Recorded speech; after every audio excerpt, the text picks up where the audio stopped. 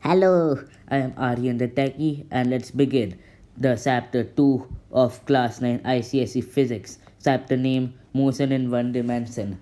Now, we all have heard motion means a moving object, and in one dimension means along a straight line. Let's begin.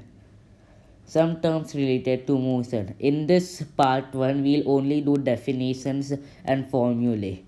The scalar quantities are the quantities which are expressed only through their magnitudes.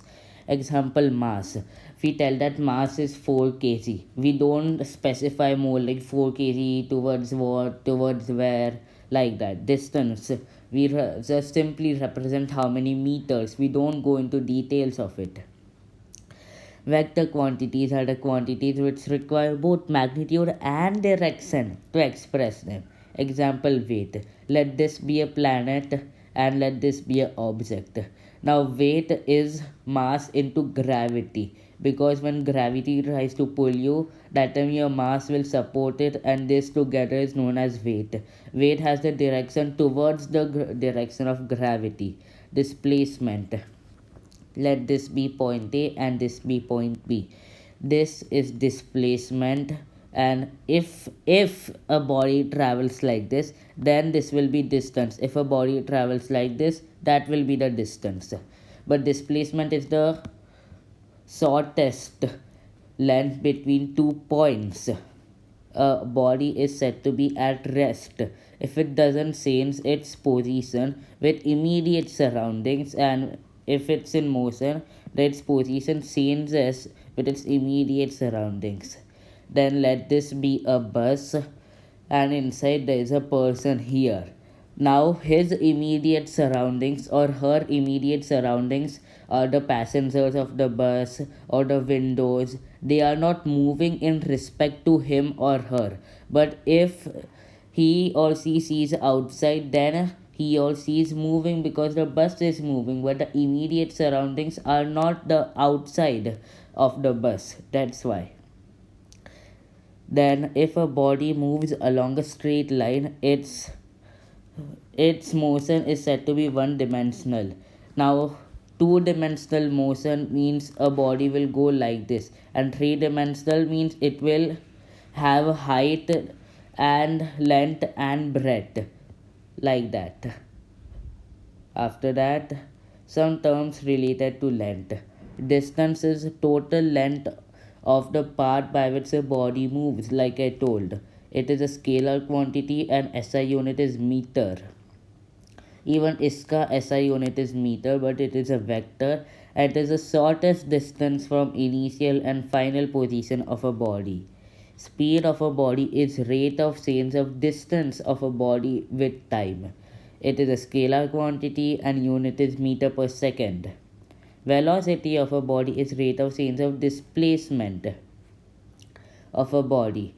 It is a vector quantity, and its SI unit is meter per second. The speed formula is distance per time, and velocity is displacement per time. After that, if a body covers equal distances in equal intervals of time throughout its motion, not only for 1 second, 2 second it will cover off, it should be throughout its motion, then it has uniform speed.